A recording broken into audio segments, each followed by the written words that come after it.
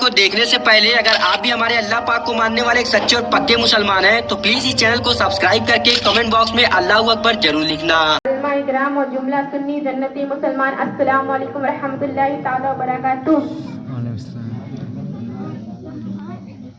الحمد للہ رب العالمین والعاقبۃ للمتقین والصلاة والسلام علی سیدنا مولانا محمد وعلی آلہ وصحبہ اجمعین، اما بعد، اعوذ باللہ من الشیطان الرجیم، بسم اللہ الرحمن الرحیم۔ لقد کان لکم فی رسول اللہ اسوۃ حسنہ۔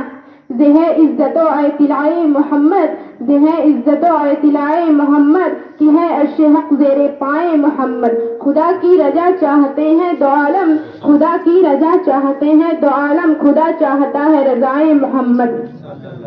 محمد برائے جناب الہی، محمد برائے جناب الہی، جناب الہی محمد برائے۔ اجابت نے جھک کر گلے سے لگایا، اجابت نے جھک کر گلے سے لگایا، بڑی ناز سے جب دعائے محمد۔ حضرات گرامی، آج کی اس محفل ذکر مصطفیٰ میں میں مناسب سمجھتی ہوں کہ اتباع سلسلے کے مصطفیٰ میں میں کچھ لب کشائی کروں۔ مجھے امید ہے کہ آپ تمامی حضرات نہایت ہی سکون و اطمینانوں کے ساتھ سماعت فرمائیں گے، مگر آغاز سخن سے پہلے میں بہتر سمجھتی ہوں کہ آپ تمامی حضرات بسط و خلوص اپنے آقا مولا حضور تاجدار مدینہ صلی اللہ تعالی علیہ وسلم کی بارگاہ رسالت میں پیش بہدیہ نچھاور کریں۔ پڑھے با آواز بلند، اللہم صلی علی سفیہنا حبیبنا قریبنا مولانا محمد بارک وسلم صلاۃ علیہ رسول اللہ صلی اللہ تعالی علیہ وسلم۔ ارشاد ربانی ہے، لقد کان لکم فی رسول اللہ اسوۃ حسنہ۔ اے لوگو، تمہارے لیے رسول کائنات کی زندگی میں، مقدس زندگی میں بہترین نمونہ ہے۔ یعنی اگر تم کامیابی اور کامرانی سے ہمکار ہونا چاہتے ہو تو مصطفیٰ جان رحمت کی اتباع اور پیروی کرو، ان کے باوفا غلام بن جاؤ، کیونکہ بغیر ان کی غلامی کے نہ تمہیں سروری مل سکتی ہے اور نہ پیشوائی۔ کسی نے کیا خوب کہا ہے، ان کے جو ہم غلام تھے خلق کے پیشوا رہے، ان کے جو ہم غلام تھے خلق کے پیشوا رہے، ان سے پھرے جہاں پھرے آئی وقی کمال کی۔ برادران اسلامیہ ملت، آج وہ کون سا درد رکھنے والا دل ہے جو مسلمانوں کی موجودہ پستی اور ان کی موجودہ ذلت وخواری اور رسوائی و ناداری پر نہ دکھتا اور کرہتا ہو؟ وہ کون سی آنکھ ہے جو ان کی غربت و مفلس بے روزگاری اور کمپوسی پر آنسو نہ بہاتی ہو؟ تاج و تخت ان سے چھن گیا، دولت و شہرت سے یہ محروم ہوئے، عزت و قارائن کا ختم ہوا۔ وہ کون سی مصیبتیں ہیں جن کا شکار مسلمان نہ بن رہے ہوں؟ وہ کون سی صحبتیں اور عظمتیں ہیں جن منزلوں سے مسلمان نہ گزر رہے ہوں؟ ان حالات کو دیکھ کر یقیناً درد منہ مسلمانوں کا کلیجہ منہ کو آتا ہے، مگر میرے بھائی، صرف گریہ جاری کرنے اور ماتم گناہ سے مسئلہ کبھی بھی حل نہیں ہو سکتا، بلکہ ضروری ہے کہ مسلمان اس کے علاج پر خود غور کرے کہ آخر ہماری اصل بیماری کیا ہے اور اس بیماری کے اسباب و اعلام کیا کیا ہے، اور یہ بیماری ہمارے معاشرے میں کیوں پیدا ہوئی، کیسے اور کہاں سے پیدا ہوئی، اس کا علاج کیا ہے۔ میں پوری ذمہ داری سے عرض کر رہی ہوں کہ اگر امور پر غور خوض کر لیا جائے تو علاج بہت آسان ہو جائے گا۔ اس سے قبل بہت سے ارباب لیڈر مالک نے بہت غور و فکر کیے، طرح طرح کی تدبیریں سوچے، قسم قسم کی علاج عمل میں لائے، مگر مریض عشق پر رحمت خدا کی، مریض عشق پر رحمت خدا کی، مرض بڑھتا گیا جو دوا کی۔ کسی نے سوچا اس کا علاج صرف دولت ہے، مال کماؤ ترقی پا جاؤ گے۔ کسی نے سوچا اس کا علاج صرف عزت ہے، کونسل کے ممبر بن جاؤ آرام مل جائے گا۔ کسی نے کہا حکومت کی کرسی مل جائے تو بیڑا پار ہو جائے گا، مگر یقین جانیے کہ مرض بڑھنے کے سوا کچھ حاصل نہ ہوا۔ اس نادان انسان کی مثال تو اس نادان ماں کی سی ہے جس کا بچہ درد و شکم کی شدت سے کرا رہا ہو اور وہ اسے خاموش کرنے کے لیے اس کے منہ میں دودھ دیتی ہو، حالانکہ بچہ دودھ پی کر خاموش ہونے کے بجائے اور بھی چلانے لگتا ہے۔ یہاں ضرورت اس بات کی ہے کہ بچے کو مسلی دے کر اس کا معدہ صاف کیا جائے۔ اسی طرح میں دعوے کے ساتھ کہہ سکتی ہوں کہ آج تک لیڈر مالک نے نہ تو اصل مرض پہچانا اور نہ صحیح علاج کیا، اور جس اللہ کے بندے نے مسلمانوں کو صحیح علاج بتایا تو مسلم قوم نے ان کے مذاق اڑائے اور تالیاں بجائے۔ ایک بوڑھا کسی حکیم کے پاس گیا اور کہنے لگا، حکیم صاحب میری نگاہ موٹی ہو گئی ہے۔ حکیم صاحب نے جواب دیا، بڑھاپے کی وجہ سے۔ बूढ़ा बोला मुझे चलने में दिक्कत होती है। हकीम ने जवाब दिया बुढ़ापे की वजह से। बूढ़ा बोला मेरा सांस फूलता है। हकीम ने जवाब दिया बुढ़ापे की वजह से। बूढ़ा बोला मेरी हाफिजा खराब हो गई है, मुझे कोई बात याद नहीं रहती। हकीम ने जवाब दिया बुढ़ापे की वजह से। बूढ़े को गुस्सा आ गया और तड़प कर बोला ऐ बेवकूफ हकीम, क्या तूने सारी हुकूमत बुढ़ापे के सिवा और कुछ नहीं पढ़ा? हकीम साहब ने बड़ी संजीदगी और मुतानियत से जवाब दिया कि ऐ बूढ़े मियाँ, आपको जो मुझ पे कसूर पर बिला वजह गुस्सा आ गया वो भी बुढ़ापे की वजह से। मुसलमानों, बेनाज हमारा भी यही हाल है। हमारी इज्जत गई, हमारी बादशाहत गई, इज्जत गई, दौलत व शोहरत गई, वकार गया, अजमत गया, सिर्फ एक वजह से, और वो ये है कि आज हमारे हाथों में दामने मुस्तफा ना रहा। आज हमने शरीयत मुस्तफा की पैरवी छोड़ दी, आज हमने नक्शे कदम मुस्तफा पर चलना छोड़ दिया। आज हमारी जिंदगी इस्लामी ना रही। हमें खुदा का खौफ, बनी की शर्म, आखिरत का डर और मौत की याद, कब्र का मंजर, हश्र याद ना रहा। इसलिए तो आकाए निमत मुसद्दिकीनों मिल्लत सय्यद आला हजरत साहिब बरेलवी रज़ी अल्लाह ताला अन्हु इरशाद फरमाते हैं दिल लहू में खोना तुझे, शबे नींद भर सोना तुझे। दिल लहू में खोना तुझे, शबे नींद भर सोना तुझे। बने नबी खौफे खुदा ये भी नहीं वो भी नहीं, शर्म बनी खौफे खुदा ये भी नहीं वो भी नहीं।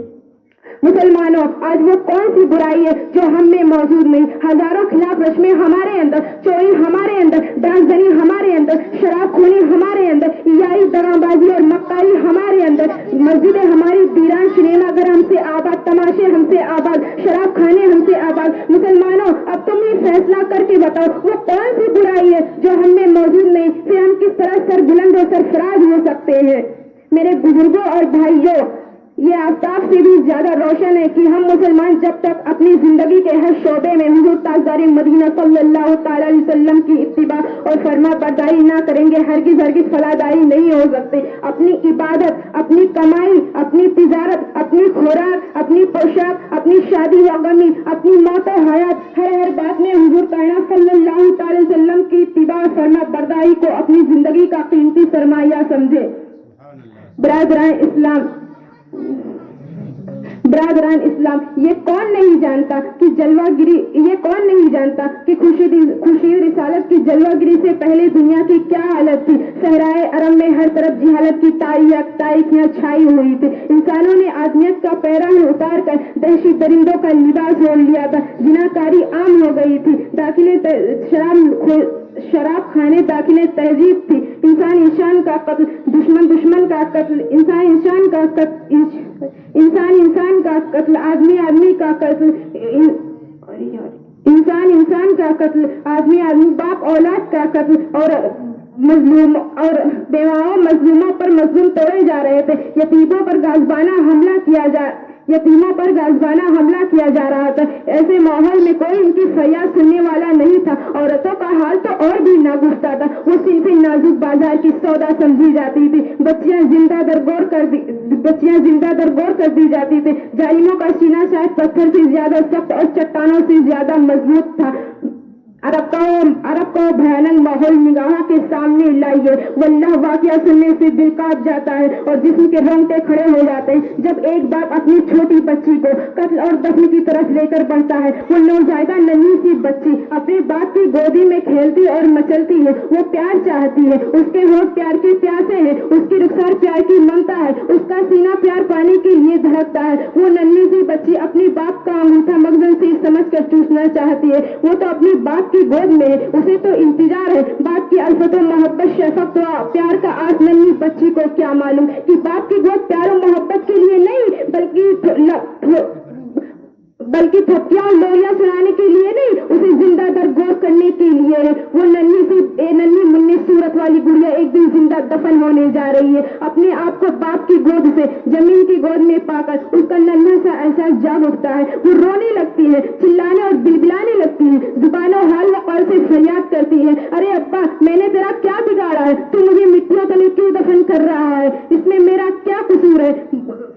مجھے گود لے لے, مجھ کو پیار کر, مجھ کو بوسہ دے. ماں کہاں ہے تو, مجھے تیری شفیق گود چاہیے, میرا منہ تیری چھائیوں کے لیے ہے. اف یہ ظلم خدایا تو ہی دیکھ, اس میں میرا کیا قصور ہے, تو انصاف کر. پروردگار تو انصاف کیوں نہیں کرتا, کیوں نہیں زمین شک ہو جاتی, کیوں نہیں آسمان پھٹ جاتا, روئے زمین کا تختہ کیوں نہیں الٹ جاتا, نظام کائنات درہم برہم کیوں نہیں ہو جاتا. اس یہ ظلم, یہ ستم اور آخری چیخ اور اس کی فریاد کے ساتھ ہمیشہ, اور آخری چیخ اس یہ جرم, یہ ستم اور آخری چیخ, اس فریاد, اس کا نال اشیاء کا ہمیشہ کے لیے ختم ہو جاتا ہے اور کائنات خون کے آنسوؤں میں سرابور ہو جاتی ہے. ایسے ماحول میں ہمارے آقا حضور مولا تاجدار ایسے ماحول میں ہمارے آقا حضور تاجدار مدینہ صلی اللہ تعالی وسلم اس ادا سے جلوہ بار ہوئے کہ آپ کی پاس کرنے سے عالم کا ذرہ ذرہ جگمگا اٹھا, زمین کا گوشہ گوشہ منور و مزلہ ہو گیا, الحاظ و بے دینی کا پردہ چاک ہو گیا. جو لوگ اپنی عورتوں کو بے حکارات ٹھکراتے تھے, تو پائے نظر دیکھتے تھے, وہ لوگ اپنی عورتوں کو باعزت و عظمت دیکھنے لگے. جو لوگ اپنی بچیوں کو زندہ در گور کرنا باعث فخر سمجھتے تھے, اب وہی اپنی بچیوں کے ساتھ پیار و ہمدردی کو عبادت سمجھنے لگے. برادران اسلام, آج ہمارے آقا مولا حضور تاجدار مدینہ صلی اللہ تعالی وسلم نے اپنی حقہ